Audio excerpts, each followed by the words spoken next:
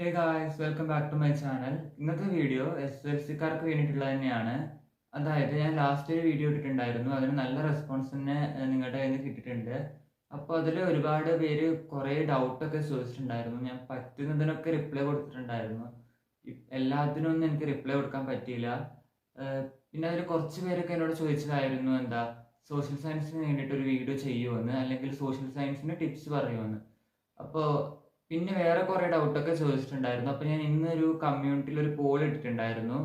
ആ പോളിൽ കൂടുതൽ പേരും പറഞ്ഞത് സോഷ്യൽ സയൻസിന് വേണ്ടിയിട്ടുള്ള വീഡിയോ ചെയ്യാൻ വേണ്ടിയിട്ടാണ്. അതുകൊണ്ടാണ് ഇപ്പോൾ ഞാൻ ഈ വീഡിയോ ചെയ്യുന്നത്.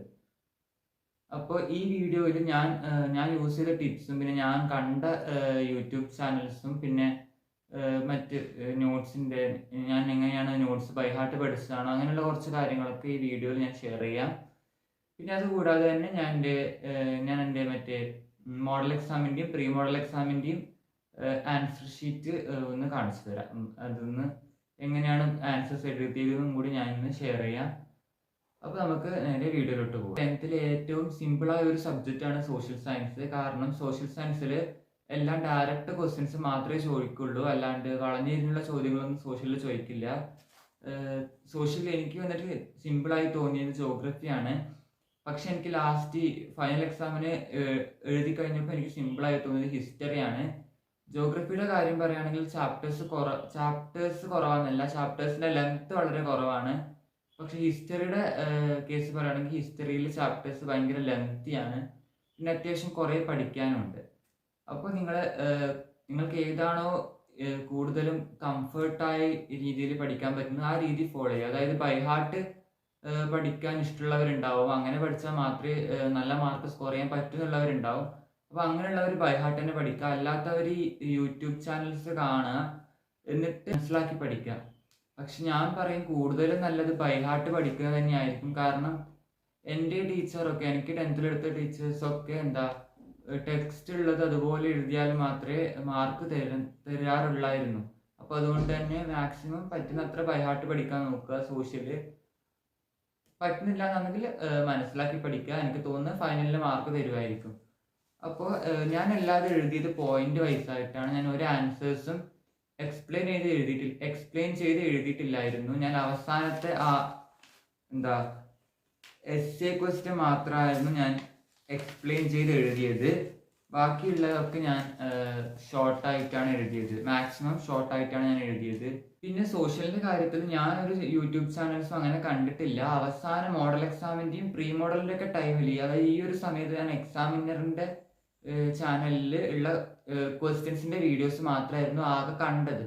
പക്ഷെ അത് കണ്ടാലും നല്ല യൂസ്ഫുൾ ആയിരുന്നു. അതിലുള്ള കുറേ ക്വസ്റ്റ്യൻസ് ഒക്കെ അതുപോലെ തന്നെ ചോദിക്കുന്നുണ്ടായിരുന്നു എക്സാമിന്.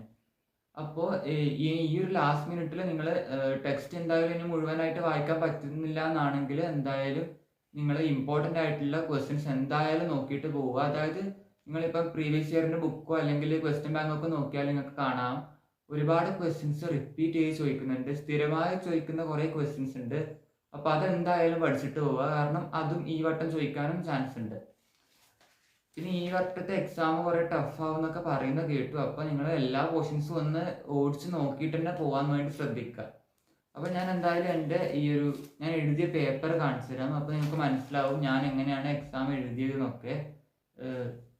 ഇത് വന്നിട്ട് എൻ്റെ പ്രീ മോഡൽ എക്സാമിൻ്റെ മാർക്കാണ്.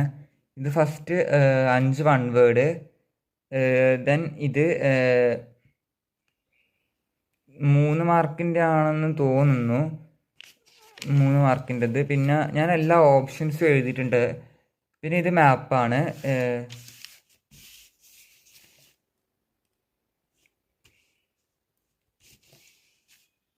ഞാൻ എല്ലാ ക്വസ്റ്റ്യൻസും അറ്റൻഡ് ചെയ്തിട്ടുണ്ടെന്നാണ് എനിക്ക് തോന്നുന്നത്. ഞാൻ ഓപ്ഷൻസും എപ്പോഴും തന്നെ എഴുതാറുണ്ട്.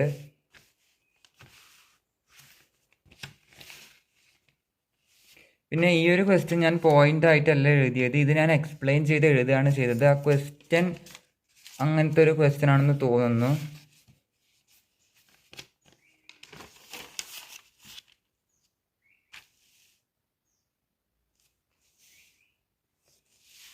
ഇതൊരു 4 മാർക്കിൻ്റെ ക്വസ്റ്റ്യൻ ആണ്. പക്ഷെ എനിക്ക് ഇതിന് 2 മാർക്ക് കിട്ടിയിട്ടുണ്ടായിരുന്നുള്ളൂ. അതിന് കാരണം എന്താണെന്ന് വെച്ചാൽ ഇത് എക്സ്പ്ലെയിൻ ചെയ്യാത്തതുകൊണ്ടാണ്. ഒബ്ലിഗേറ്ററിയും ഡിസ്ക്രിഷറിയും.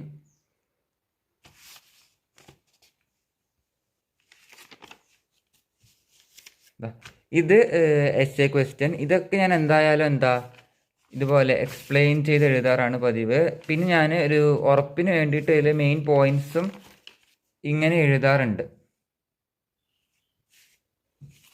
എനിക്ക് ജോഗ്രഫിയുടെ എസ്സേ ക്വസ്റ്റ്യൻ ഫുള്ള് തെറ്റായിരുന്നു. അപ്പോൾ എൻ്റെ 6 മാർക്ക് അതങ്ങനെ പ്രീ മോഡലിന് പോയിട്ടുണ്ടായിരുന്നു. ഇത് വന്നിട്ട് എൻ്റെ മോഡൽ എക്സാമിൻ്റെ പേപ്പറാണ്. ഇതിന് എനിക്ക് 74 മാർക്കാണ് കിട്ടിയിട്ടുണ്ടായിരുന്നത്.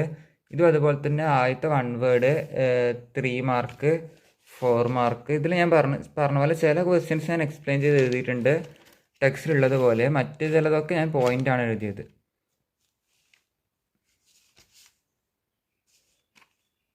പക്ഷെ ഞാൻ പറയട്ടെ, കുറച്ചും കൂടി നല്ലത് ഈ പോയിൻ്റായിട്ട് എഴുതുന്നതായിരിക്കും. അതാണ് പഠിക്കാനും കുറച്ചും കൂടി സിമ്പിൾ.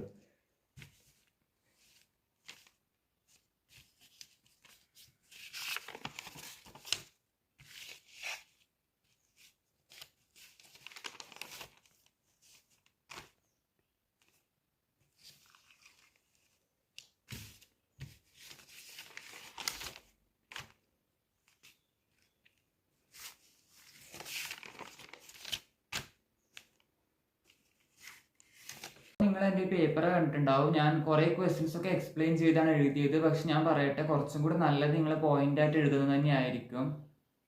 അപ്പോൾ എന്തായാലും അത് അത്രേ ഉള്ളൂ. പിന്നെ ഒരു കുട്ടി എന്നോട് ചോദിച്ചിട്ടുണ്ടായിരുന്നു കമൻറ്റിൽ, ഞാൻ റിപ്ലൈ കൊടുത്തോന്ന് ഓർമ്മയില്ല, ഈ മാപ്പ് മാർക്കിംഗ് എങ്ങനെ പഠിച്ചതെന്ന്. ഞാനത് പഠിച്ചത് ഒരു എഡ്യൂപോഡിൻ്റെ ഒരു ക്ലാസ് ഉണ്ടായിരുന്നു. ആ ഒരു ക്ലാസ് മാത്രമേ ഞാൻ കണ്ടിരുന്നുള്ളൂ. അത് കണ്ടപ്പോൾ തന്നെ എനിക്ക് മനസ്സിലായിട്ടുണ്ടായിരുന്നു. പിന്നെ വേറെ ക്വസ്റ്റ്യൻസൊക്കെ നോക്കാൻ വേണ്ടിയിട്ട് ഞാൻ എക്സാമിനറിൻ്റെ ഒരു വീഡിയോ അന്ന് കണ്ടിട്ടുണ്ടായിരുന്നു. അപ്പോൾ ഇങ്ങനെയാണ് ഞാൻ മാപ്പ് മാർക്കിംഗ് പഠിച്ചത്. അപ്പോൾ ഈ വീഡിയോയിലൂടെ ഞാൻ സോഷ്യൽ എങ്ങനെ പഠിച്ചതെന്നുള്ള ഓൾമോസ്റ്റ് എല്ലാ കാര്യങ്ങളും തന്നെ പറഞ്ഞിട്ടുണ്ടെന്ന് തോന്നുന്നു. പിന്നെന്താ, നിങ്ങൾ ജോഗ്രഫി പഠിക്കുമ്പോൾ പോയിന്റ് ആയിട്ട് തന്നെ പഠിക്കുക. ഹിസ്റ്ററി ചിലത് എക്സ്പ്ലെയിൻ ചെയ്ത് എഴുതാനുള്ളതുണ്ടാവും. അപ്പോൾ അത് പാരഗ്രാഫായിട്ട് എഴുതുക. അല്ല, പോയിന്റ് ആക്കി എഴുതാൻ പറ്റുന്നതൊക്കെ മാക്സിമം അങ്ങനെ തന്നെ എഴുതുക. അപ്പോൾ ഇത്ര തന്നെ. നിങ്ങൾ ഇനിയുള്ള ടൈമിലെങ്കിലും കൂടുതലും ടെക്സ്റ്റ് ഫോക്കസ് ചെയ്യുക. പിന്നെ ക്വസ്റ്റ്യൻസിനായിട്ട് യൂട്യൂബും കൂടി കാണുക. അപ്പോൾ ഇത്ര തന്നെ ഉള്ളൂ. വീഡിയോ എല്ലാവർക്കും യൂസ്ഫുൾ ആയെന്ന് പ്രതീക്ഷിക്കുന്നു. കൂടുതൽ വീഡിയോസിനായിട്ട് ചാനൽ സബ്സ്ക്രൈബ് ചെയ്യുക. ബൈ.